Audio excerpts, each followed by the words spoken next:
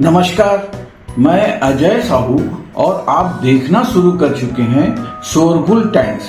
कहानी सिगरेट अमीरजादा के इस एपिसोड में आहान और देवांश के चारों भाई बहन आइस लोटस लेने स्प्रिंग कॉर्पोरेशन पहुंचते हैं। आइस लोटस पहाड़ की चोटी के नीचे एक तालाब में था।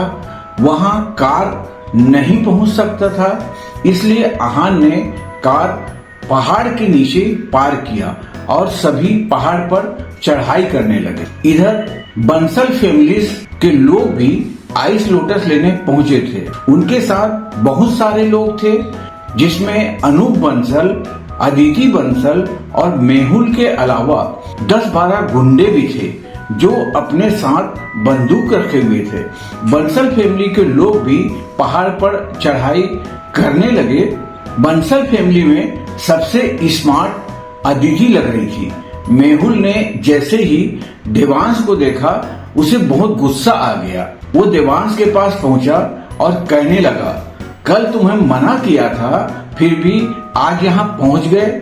मेहुल वहाँ बंसल फैमिली की वजह से कुछ कर नहीं सकता था। यह देखकर अदिति भी वहाँ पहुंच गई। अदिति ने आहान को इग्नोर किया और देवांश के चारों भाई बहन को ऊपर से नीचे तक देखा। उसके बाद अदिति ने मेहुल से पूछा, क्या यह वही लोग हैं जिसकी कल तुम बात कर रहे थे? मेहुल ने हाँ में जवाब दिया। इसके बाद मेहुल ने अदिति से पूछा, मिस बंसल, आप कहें तो मैं इन सबको यहाँ से भगा दूं? मिस बंसल ने कुछ सोचने के बाद कहा, नहीं, रहने दो, इनसे हमें कोई खतरा नहीं है। और फिर बंसल फैमिलीज भी पहाड़ की चढ़ाई करने लगी। इस एपिसोड की शुरुआत कुछ इस तरह से होती है। चलिए अब जानते हैं आगे और क्या कुछ नया होता है। कुछ देर चलने के बाद सब पहाड़ के ऊपर पहुंच गए थे। दोपहर हो चुकी थी। पुराना तालाब चोटी की दूसरी तरफ नीचे था। सब थक चुके थे, इसलिए मेहुल ने कहा, कुछ देर यहीं आराम करते हैं। वो जानता था कि अदिति और बाकी सबका स्टेमिना बहुत कम था। सबका आराम करना बहुत जरूरी था, क्योंकि नीचे क्या होने वाला था किसी को नहीं पता था।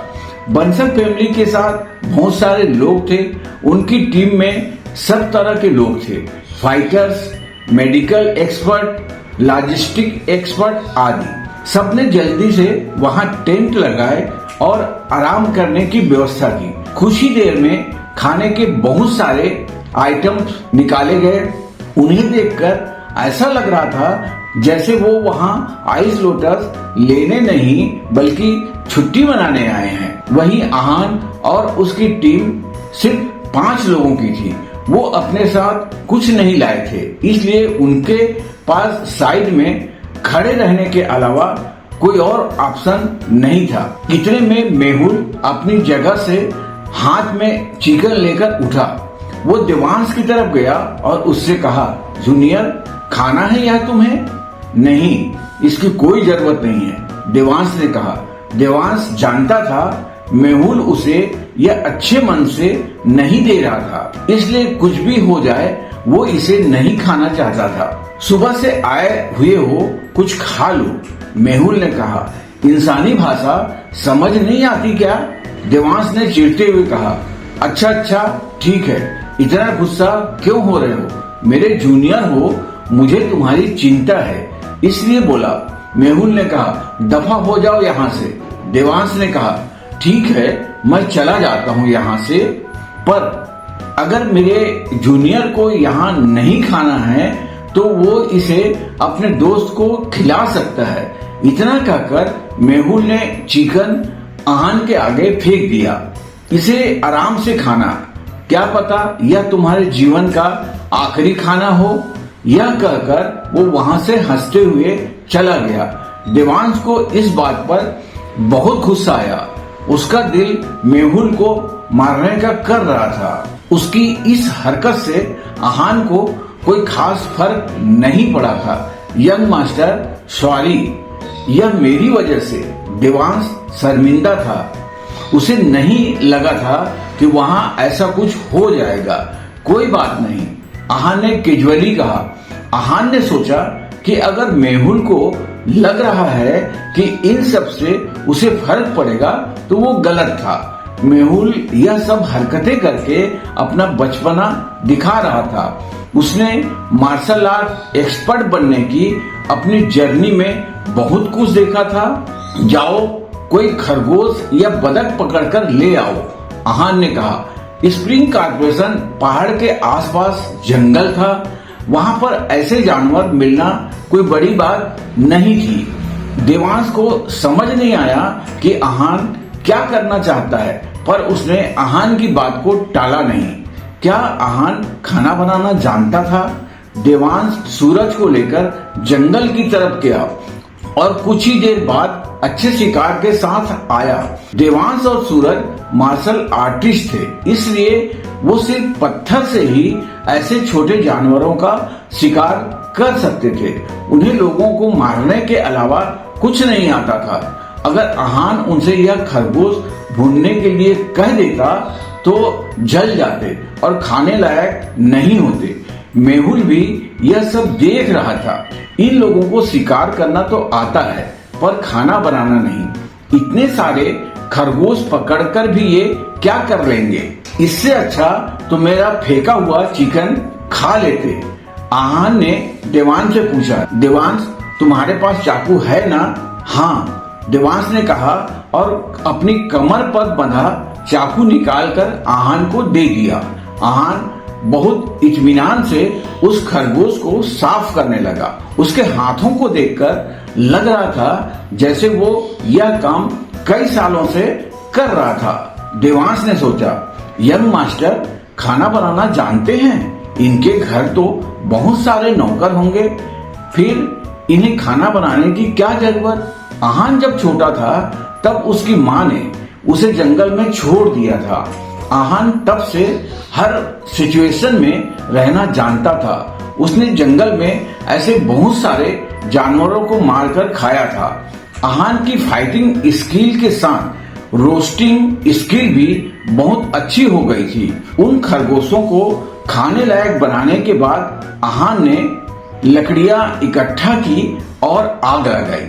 फिर उसने पेड़ की डाली से उन खरगोशों को लटकाया और उन्हें भूनना शुरू किया।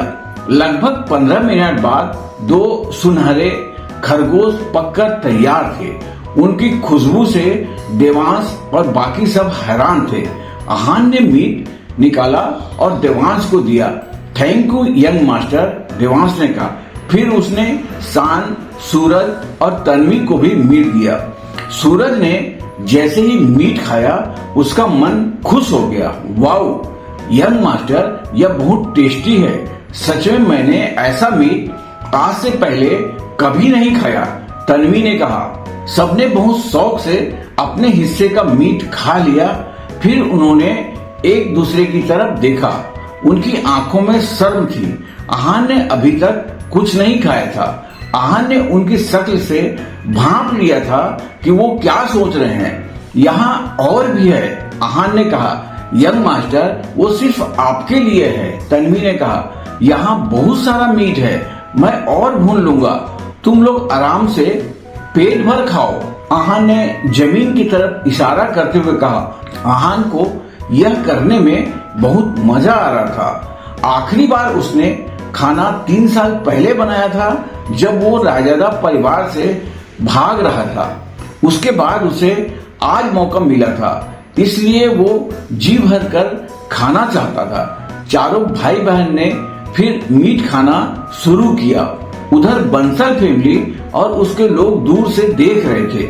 उनके पास खाने के लिए बहुत सारे चीजें थी, पर सबको भुने हुए खरगोश की खुशबू आकर्षित कर रही थी। सबका मन उसे चखने का कर रहा था। अदिति के मुंह से भी पानी आ गया था और वो अपनी इस लालसा को छुपा नहीं पा रही थी। सबने देख लिया था कि अदिति को क्या चाहिए, इसलिए वो शर्मिंदगी से मुस्कुराने लगी। जब उसे रहा नहीं गया तब उसने कहा, अनूप अंकल, मुझे भी वो खाना है। अदिति ने पेड़ से लटके खरगोश की तरफ इशारा किया। यह कहते हुए वो किसी 5-6 साल की छोटी बच्ची की तरह लग रही थी। अनूप ने अदिति को देखा और कहा, मुझे भूनना नहीं आता। अनूप ने जो कहा वो सोचा था। वो एक मार्शल आर्टिस्ट था और उसे खाना बनाना तो दूर की बात, चाय तक बनानी नहीं आती थी। फाइन। अदिति निराश हो गई। उसने फिर उस तरफ नहीं देखने की कोशिश की, पर वो जितना उसे इग्नोर करती उसकी लालसा उतनी ही बढ़ रही थी। मिस बंसल, मैं आपके लिए वो मीट लेकर आऊं? मेहुल ने अदिति से पूछा। जब बोलते हो बकवास ही करते हो, अदिति ने गुस्से से कहा। अदिति बंसल फैमिली से थी। वे ऐसे किसी का खाना उससे छीन कर नहीं खा सकती थी। सॉरी मिस, आप गुस्सा मत होइए, मैं यहाँ से चला जाता हूँ, मेहुल ने कहा।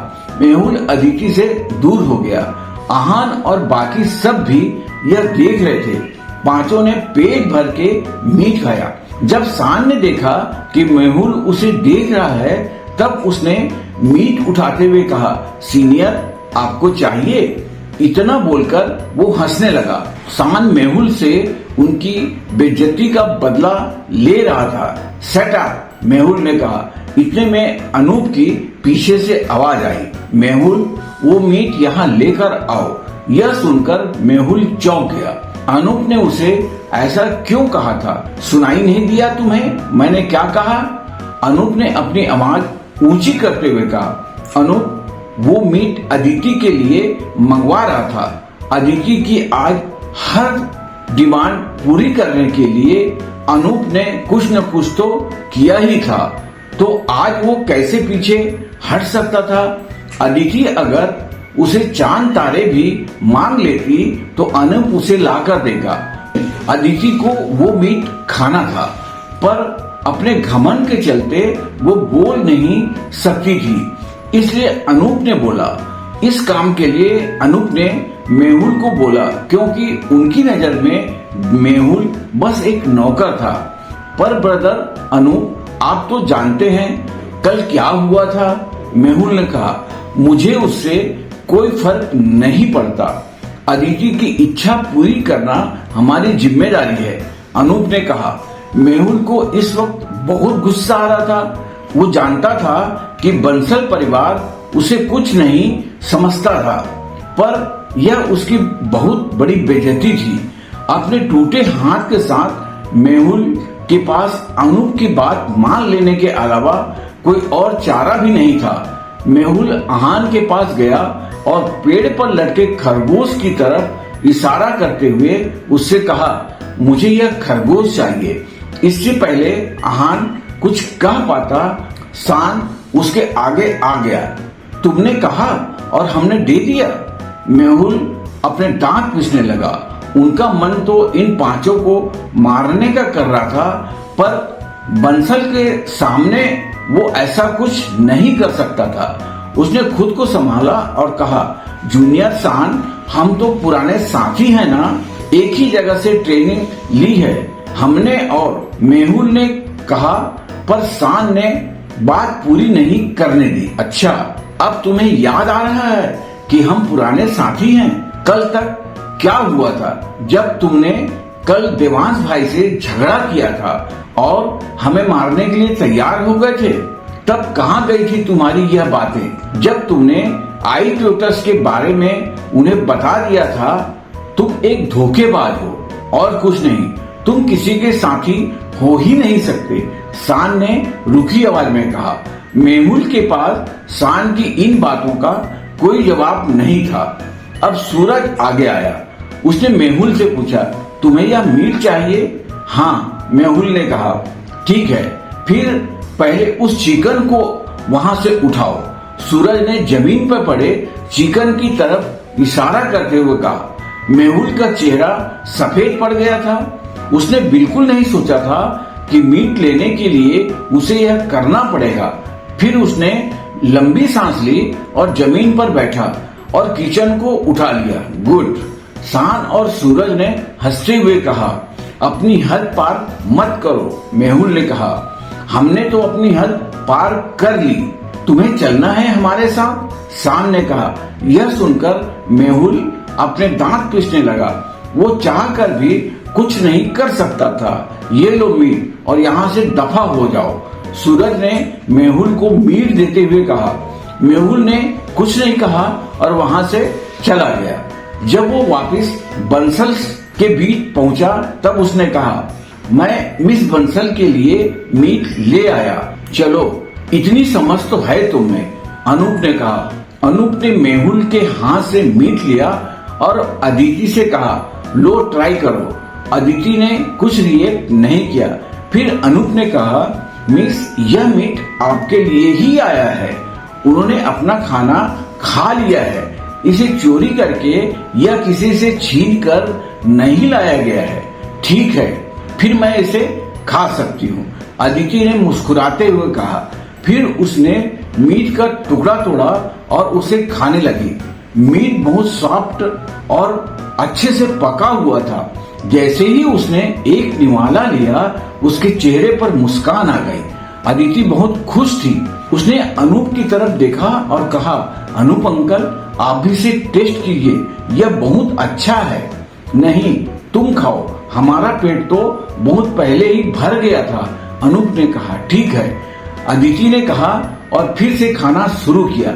लगभग 10 मिनट बाद अदिति ने खाना खत्म किया। उसका पेट और मन दोनों भर गया था। आहान और बाकी सब उसे ही देख रहे थे। मैंने सोचा नहीं था कि बंसल परिवार की बेटी, जिससे सब डरते हैं, वो अच्छे खाने से इतनी खुश हो जाएगी, तन्वी ने कहा। मुझे तो यह सोचकर मजा आ रहा है कि बंसल परिवार मेहुल की कोई इज्जत नहीं करता है, शान ने हंसते हुए कहा और चारों भाई बहन हंसने लगे। तभी अदिति ने कहा, चलो सब पैक करो, अब निकलते हैं। बंसल की टीम सब पैक करने लगी। आहान ने भी आग बुझाई और सब कुछ वहां से साफ किया। फिर देवांश और सूरज ने बचा हुआ मीट मिट्टी में दफन किया। इसके बाद पांचों मेहुल के पीछे चलने लगे। जब तक वो तालाब के पास पहुंचे तब तक शाम हो चुकी थी। पानी तेजी से बह रहा था और पानी की आवाज बहुत सुहावनी लग रही थी। ऊपर के मुकाबले तालाब के पास तापमान ज्यादा ठंडा था। यंग मास्टर आइस लोटस इस तालाब के अंदर है। देवांश ने तालाब की तरफ इशारा करते हुए कहा। पानी का बहाव तेज था, इसलिए अंदर तक कुछ दिखाई नहीं दे रहा था। आहान को वहाँ बहुत अजीब लग रहा था। उसे लग रहा था जैसे वहाँ कुछ था। उसने देवांश से पूछा, देवांश, अतुल ने तुम्हें सिर्फ आइस लोटस के बारे में बताया या कुछ और भी बताया? नहीं, उन्होंने सिर्फ आइस लोटस के बारे में ही बताया था, देवांश ने कहा। क्या हुआ यंग मास्टर? देवांश ने पूछा। यहाँ कुछ और भी है, आहान ने कहा। आखिर वहाँ ऐसा क्या था जिसका एहसास सिर्फ आहान को हो रहा था? आगे जानने के लिए बने रहिए हमारे चैनल शोरगुल टाइम के साथ। बस इसी के साथ यह एपिसोड भी यहीं पर समाप्त होता है। इस एपिसोड को आगे बढ़ाते हुए कल फिर मुलाकात होगी। आज के लिए बस इतना ही। अब हमें कल तक के लिए इजाजत दीजिए। नमस्कार, धन्यवाद।